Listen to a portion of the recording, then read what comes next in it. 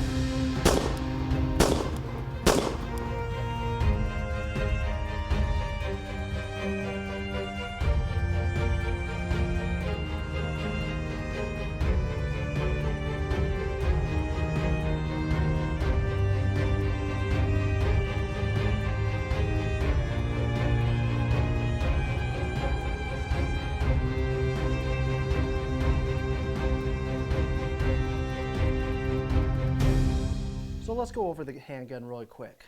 So the grip angle is very similar to a Ruger Mark series. Honestly, I think it's really comfortable in my hands, but there's this little spring down here. And you saw at the beginning of the video, I kind of struggled to get this magazine out. It's because of that retention spring. For some reason, they wanted this magazine to be harder to pull out. I don't genuinely know why, but I have to really pull to get it out. Fuck this fucking magazine. And as you can see, at the bottom of the magazine, right here, is where this engages into. So it's like having two mag catches. I will say the mag release feels a little weak. The spring looks old.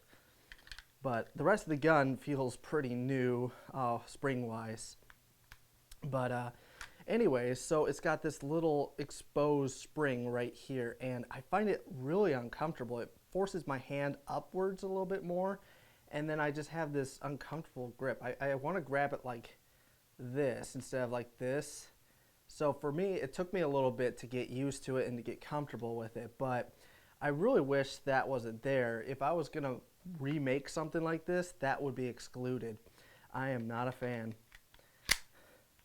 And as you can see, it is very difficult to get it out. I find the easiest way is to hit the mag release, pull it to your chest like this, and pull outwards. Also, the magazine is very similar to a Ruger Mark series too. There's the pull down lever right here, and you load rounds into it. The spring is very strong, so I wasn't having really any feeding issues. And I think a lot of that is due to the spring on this being so heavy. But loading it, you kind of want to put a shell casing right here on that pull down lever because it's serrated. So you can put your finger there, but you do more than 5 and it kind of kills your fingers. So putting a shell casing over it and pushing down really helps. But really good magazine, honestly. It's an 8-round magazine. And if you don't have a shell casing to pull it down, I can't imagine you're going to put more than maybe 4 or 5 rounds in it because it hurts. Ugh. I will say the follower on this, the follower spring, is pretty fantastic. I mean, it's heavy and feels awful, but it's very strong, so I'm actually really impressed with how strong it feels.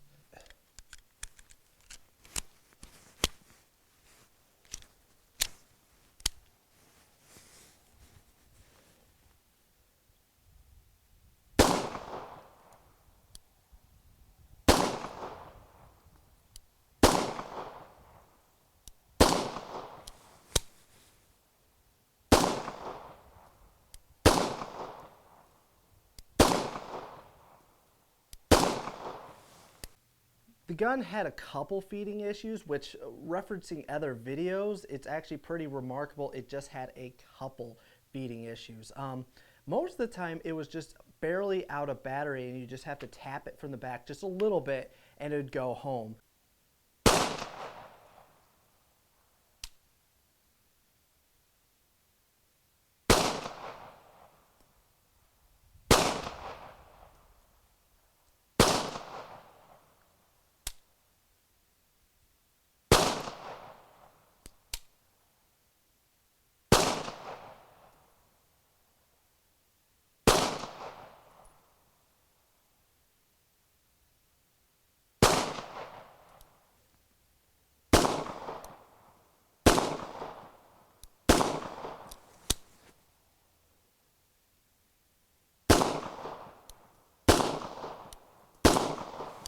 The safety is kind of unique.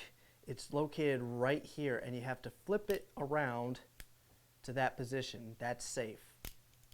That's fire. Which means it's impossible with your shooting hand to engage or really disengage. You can kind of pop it up a little bit, but you really need a support hand. So I'd hate if you were injured or something and you had only one hand and it was on safety, you'd have to kind of do something like that, or, you know, just to get it on fire. So that's kind of interesting.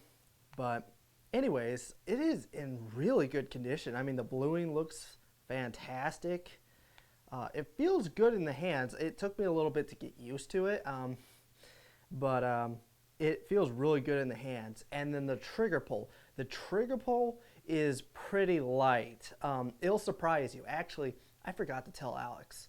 I feel really bad. I forgot to tell Alex that this has such a light trigger, and I actually got footage of it. Look at this. You can tell that he was a little bit terrified when it went off. I'm sorry, Alex. I feel bad about that, but I didn't tell him, and it kind of surprised him a little bit. But it has a phenomenal trigger.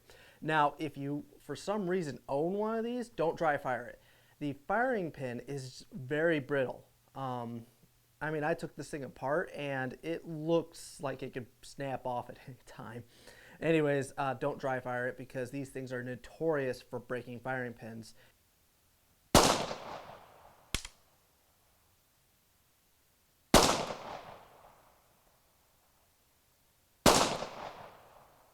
Hit it. Hit it.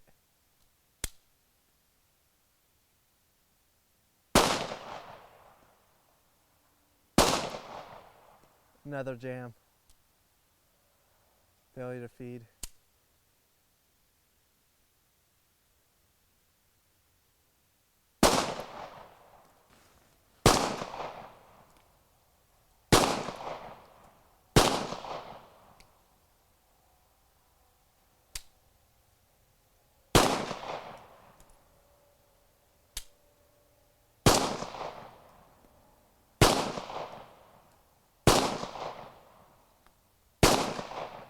Also, taking this thing apart, which I'm not going to demonstrate in this video, it's kind of a pain. You have to push in this little plunger here and turn this cocking lever off, and then you can pull out the extension, the firing pin, and the spring. And then you would put this back on so that you can grab onto the bolt. And then you have to take the magazine out, you have to take the grips off, then this trigger guard comes down, and then you can unscrew this again and your slide assembly will try to come off. And you take out your recoil springs. It's not hard to take apart in my experience. I figured it out. What's tricky is putting it back together. You just follow all the steps backwards, but the one thing is this little extension right here. It has to be engaged in the striker. So there's a striker and then there's the extension. Always have the extension into the striker before you screw this back on. I found out that the hard way. This can because otherwise when you try to let the bolt go home, it won't engage properly because that little extension is hitting on the striker. It took me forever to figure that out. Also, little thing I noticed on this gun, by the way, this safety not only locks the trigger, but locks up the whole assembly. Nothing moves. FYI. So if you actually look, by the way, really good springs, at least recoil springs. If If you look right here on the bottom of the pistol, you can actually see the striker. And right here is the trigger bar. So when the bolt goes home, it engages on that. And so when you pull the trigger, it just pulls down on that trigger bar, and that's what lets the striker go home. I thought maybe that could be an issue if you pull down on it, but I don't see any way that you could. It makes me kind of wonder if on TFB TV, if you haven't seen that video, I definitely recommend you look it up. He actually had an accidental discharge, and he was kind of going like this. I wonder if somehow it wasn't fully engaged on that and it went home, and that's why he had an accidental discharge. I kind of wonder if that's what happened. I'm not sure. But if you haven't seen that video, I definitely recommend go check it out so you can see what I'm talking about.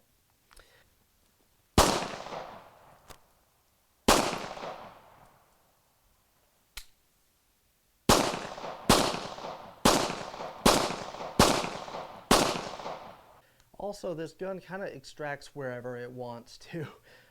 Some of the rounds would go forward, some of them would go straight backwards. I put a tarp down because I wanted to capture as many of these shell casings, because it's about $1 a round to shoot this thing. So a lot of the shells would go forward, but maybe 2 out of a magazine would go straight backwards, sometimes hitting me in the head.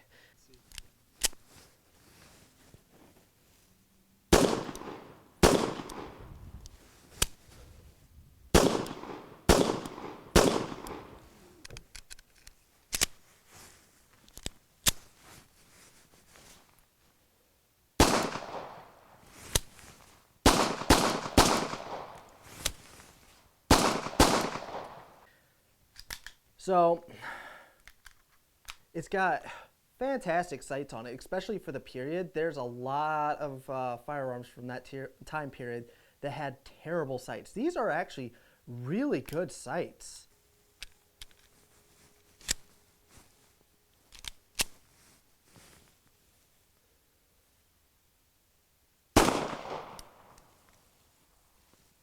That is pretty cool, isn't it? You pair that with a great trigger and the grip angle feels amazing. This makes a really good shooter, honestly, like a precision shooter. Except on this gun, you can't hit anything. I think the best group I got was about 6 inches. And it's because I talked to my gunsmith about it, and he told me that the crown looks rough. So we weren't hitting anything. The groups were pretty big. So sadly, I have no accuracy with this handgun, and it's not just me. Me and Alex both tried to shoot it accurately, and it just didn't happen. So, anyways, I think it looks amazing. I mean, the bluing is in fantastic condition, especially for its age. The grips look phenomenal, and actually, it's a numbers matching gun as far as I can find. I haven't seen any mismatched parts yet. The number is 8334, and I found that 34 on pretty much everything that I've seen. My brain's not working. The grips had it on it as well. So actually, I haven't even looked to see if there's any on the. So yeah, okay. So this is the first time I've seen it. The magazine is not matching. It says 329, but everything I've seen on the internals is matching, so that's pretty cool. But yeah, I think this thing looks phenomenal, and it's grown on me. I always thought it was kind of a tacky looking gun, but it's definitely grown on me. I really like it. I almost wish that a company would make something like this in 9mm, because I think it would be a fun little competition gun, kind of like the Ruger Mark series, the little 22, but in 9mm. Wouldn't that be cool? Is that just me? Maybe that's just me. I don't know, but this thing feels great in my hands. It looks great. I really do like it. And I believe this one's from 1943, and it has the larger trigger guard with that really light trigger. I'm guessing with gloves, they would probably accidentally discharge the thing a whole bunch of times. Because if you have any kind of glove, I can't imagine you'd be able to get in that trigger guard. And with how light this trigger is, I see how it could be really easy to accidentally discharge your gun. So it's been opened up. Later versions were like this. Also, the charging handle right here is gnarled. The earlier versions had better grooves, and honestly, I find myself slipping off of it. In order to charge it, I have to get in that little gap and put my fingers into it. Because if I just grab right here, look, I'll even try to do it seriously. I'm not joking. I just slip right off. So I have to get into that little groove like this to charge it. So, little thing to know about this thing. It's got a lanyard loop right here. Honestly, I'm happy with it. I got it for a really good price, and I'm really happy with how well it performed. Yeah, it had some times you had to tap it. Actually, every magazine except one, we had at least one time where you had to tap it. I had a couple times, I don't know the number off the top of my head, but I had a couple times I had to actually pull the bolt back a little bit because it overrid the cartridge. So I had to pull it back so I could get behind it to cycle it in. I had a couple times when it did that, but honestly, the most problems I had was I had to tap it a little bit every so often. And for a 70-year-old gun that's notorious for being finicky, I'm happy. I'm very happy with it. And with the bluing, man, this gun just looks phenomenal. All right. Well, my method of trying to pull the trigger fast so it works fell through. Or did it? I don't know. So I hope you guys enjoyed this video. There's going to be a lot of cool stuff coming up in the future, like almost comparing it to the Ruger Mark series. Now this is a Mark IV. If I can get my hands on a Mark III, my dad actually has one that looks very similar to this, so I'm going to see if I can get that for a comparison video. I thought it'd be interesting to compare these two guns because there are a lot of similarities, at least cosmetically. So I thought that would make a very interesting video. So let me know down in the comments if you'd like to see that. But stay tuned. There's going to be a lot of cool stuff coming up in the future. And if you'd like a disassembly video on it, TFB TV did a fantastic job showing you how to take it apart. Sadly, not so much putting it back together. So if you guys would like me to do a full video on disassembly, as much as I would hate to do it, I can do that for you guys. So anyways, hope you guys enjoyed the video. Stay tuned. There's going to be a lot of cool stuff coming up in the future.